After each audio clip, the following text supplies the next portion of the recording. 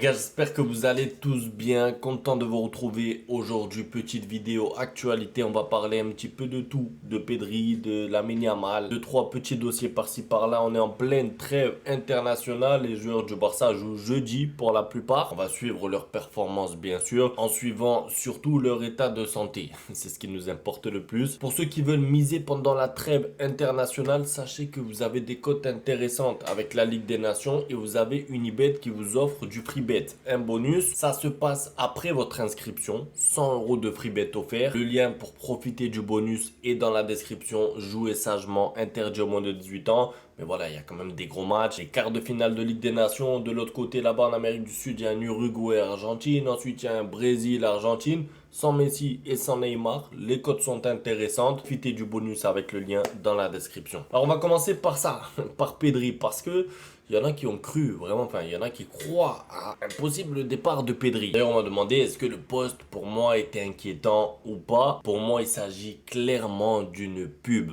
Pourquoi? Après, peut-être que je me trompe, mais je commence à comprendre la personnalité de Pedri. C'est pas quelqu'un qui va appeler comme ça l'attention des gens le lendemain d'une victoire contre l'Atlético Madrid en postant une photo Instagram avec 3 lignes pour inquiéter tout le monde, pour attirer les regards. Non. Pedri, c'est pas comme ça. Donc, ça se voit que c'est une pub. En plus, le timing, ça veut dire que quand même, il reste une Ligue des Champions à jouer. Si c'était le dernier match de Liga et que la saison était finie, je vous dis peut-être, mais là, Pedri, il n'aurait pas fait ça maintenant. On aurait eu des rumeurs qui arrivent depuis déjà des semaines. Là, il poste ça, c'est clairement une pub. Après, la pub, est-ce qu'elle est pour Adidas parce qu'il a un petit t-shirt Adidas ou est-ce que c'est pour une autre marque? Je sais pas. Ça n'a aucun sens. Après, oui, vous allez me dire, mais Neymar, on savait pas qu'il allait partir. Messi non plus. Bon, c'est vrai, mais là, Pedri, quand même, c'est un passionné lui-même du Barça. Il est titulaire, il est trop fort en ce moment. Il y a des quarts de Ligue des Champions dans 3 semaines. Il n'a aucun intérêt à poster quelque chose comme ça si vraiment son intention c'était de partir. Donc, fin du sujet, on verra si je me trompe ou pas, mais je pense vraiment que c'est un placement de produit. En fait, moi qui fais des placements de produits de temps en temps, il y a des fois des marques qui t'envoient des scripts et ils t'obligent de dire des choses. C'est comme ça que ça marche, la réalité. Alors là, bien sûr, c'est pas pareil. C'est pas des petites pubs de youtubeurs, c'est des grosses pubs de personnalités connues comme Pedri. Mais je pense que c'est la marque, je sais pas laquelle, qui lui a obligé de dire ça. J'ai retenu cette image aussi, c'est Chesney, quand il y a le but du 4-2 donc sur la fin. J'aime beaucoup moi Chesney. J'aime beaucoup ce qu'il dégage, la sérénité, parce que s'il y a bien un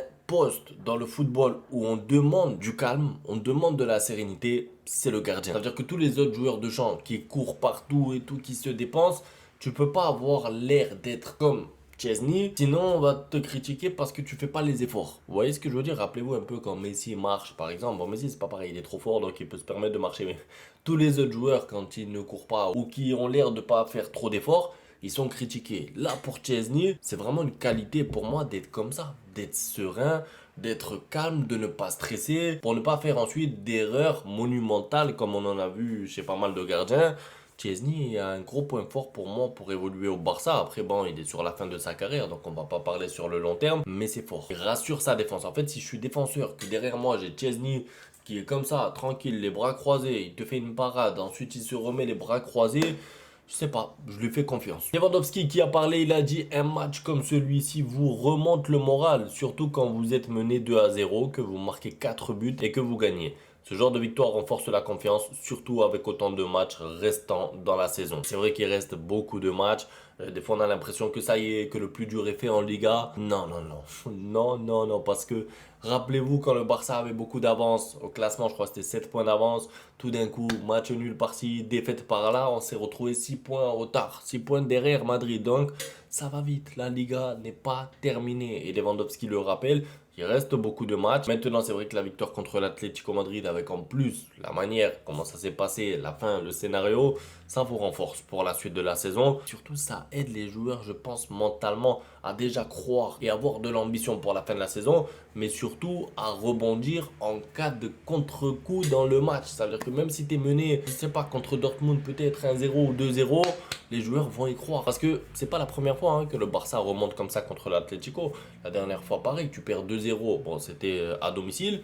Tu finis 4-4 le match, c'est vrai, mais tu es remonté 2-0. 4-2. Après, bon, tu prends 2 buts sur la fin avec Sorloth et tout. Et là où je veux en venir, c'est que cette équipe doit savoir qu'elle est capable capable de remonter n'importe quel score à n'importe quel moment contre n'importe quelle équipe. Alors, on arrive à ce fameux sujet du match reporté. Donc, la Liga prévoit que le Barça dispute 3 matchs en 6 jours. Le jeudi 27 contre Osasuna, dimanche 30. Bon, je vais pas tout lire, mais en gros, la Liga Tebas a proposé, c'est pas proposé, il a mis le match le jeudi 27. Les gars, on est le 18, d'accord? Il va y avoir 2 matchs de l'Espagne. Il y a des Sudam. Quand je dis Sudam, c'est les Rafinha, les Araujo et tout, qui ont des matchs là-bas en Uruguay, au Chili, au Paraguay, au Pérou, avec en plus de l'altitude, des voyages de 11 heures ou 12 heures ne seront clairement pas disponibles pour cette date-là. Donc moi, je ne sais pas. Je me pose la question, quelle était l'intention réelle de Tebas au moment du report du match d'Osasuna? Parce que tu reportes le match pour le malheureux décès, on le rappelle, du docteur du Barça. Donc ça, pour moi, c'est honorable. J'avais même fait une vidéo pour dire franchement, respect Tebas parce qu'il aurait pu refuser ça. Mais si c'est pour ensuite faire un coup comme ça au Barça et même à Osasuna, parce qu'ils ont un match, je crois que c'est 2 jours après ou le lendemain, je veux dire quand même un minimum de cohérence au moment de programmer un match qui est en retard. Oui, ce match doit être joué le plus tôt possible, mais s'il n'y a pas de trou, s'il n'y a pas d'espace dans le calendrier, tu peux pas faire ça quoi. Tu peux pas rajouter un match comme ça au hasard. Pas encore tous tes joueurs, ils sont en rassemblement national. Et Osasuna, ils ont un match 2 jours après. Eux aussi, ils ont des objectifs dans la saison. Ils ont de la fatigue aussi. Même s'ils jouent pas de Coupe d'Europe, il faut respecter tous les joueurs au bout d'un moment. Je veux dire, c'est pas cohérent. Et en fait, bon, peut-être que j'interprète mal la chose, mais je pense que il n'a pas envie de mettre le match sur la toute fin de saison, c'est-à-dire au mois de mai. Pourquoi? Parce que c'est vrai que souvent, Osasuna, les clubs comme ça qui vont finir 10, 9, 8e, finissent leur saison à ce moment-là. Et la vérité, c'est que c'est pas le même enjeu pour eux de jouer contre le Barça, par exemple, le 27 mars, donc dans 10 jours, ou dans 2 mois quand leur saison est finie. C'est pas la même motivation, surtout que le Barça, de leur côté, aura, je l'espère, besoin des 3 points pour le titre. Donc clairement, ça n'a pas le même effet. Maintenant, ce qui me plaît par contre, c'est qu'Osasuna eux-mêmes réclament de changer cette date. Parce que tu peux pas en fait avoir une date comme ça 2 jours avant un autre match.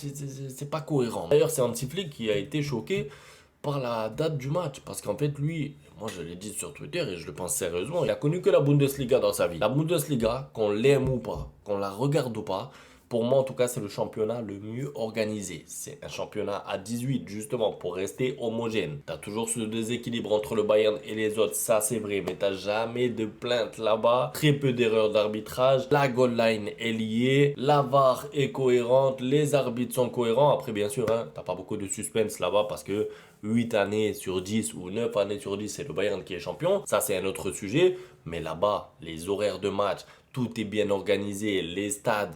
C'est l'Allemagne, quoi. C'est top qualité. Donc, forcément, Tsiplik, il était là-bas, il a connu l'Allemagne. Il arrive en Espagne avec l'incompétence de Tebas. On ne sait pas si c'est involontaire ou volontaire, mais il place des matchs à des dates un peu bizarres. Il manquerait plus qu'il veuille mettre le match à 13 h sous le soleil. Je veux dire, bon, un peu de cohérence aussi. Je comprends Tsiplik pourquoi il est choqué. On verra en tout cas parce que apparemment le Barça et Osasuna ne sont pas d'accord pour jouer le match à cette date-là. Donc, je pense que le match sera, pas dire reporté encore, mais la date sera changée. Ils peuvent pas jouer le match. Ils peuvent pas obliger les 2 équipes à jouer le match cette date-là si les 2 clubs ne sont même pas d'accord. Et encore, Osasuna était d'accord et le Barça non.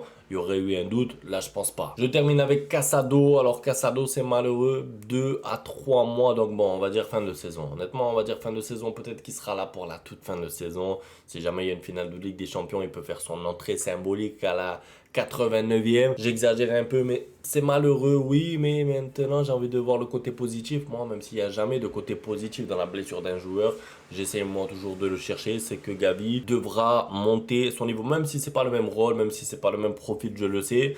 Casado était un peu moins bon en ce moment, j'ai envie de dire, ça arrive, c'est malheureux. Meilleur moment pour le Barça dans le sens où le Barça a moins besoin de lui maintenant grâce au niveau de De Jong, de Pedri, etc. qu'il y a 6 mois, quoi. C'est-à-dire que si c'était arrivé au début de saison quand Casado enchaînait de très bons matchs et que De Jong n'était pas disponible, on aurait été dans de sacrés problèmes. Là, c'est pas le cas. Maintenant, j'espère qu'il se rétablit bien et surtout, je suis content parce que c'est pas les ligaments croisés. Donc, c'est vrai que c'est long de mois, mais ça va. Ça aurait pu être pire et on compte sur Gavi pour élever son niveau de jeu pour la fin de la saison. C'est tout pour la vidéo en tout cas. Un plaisir de la faire comme d'habitude. Merci à tous pour le soutien. On se retrouve demain ou après-demain pour la suite. Ciao.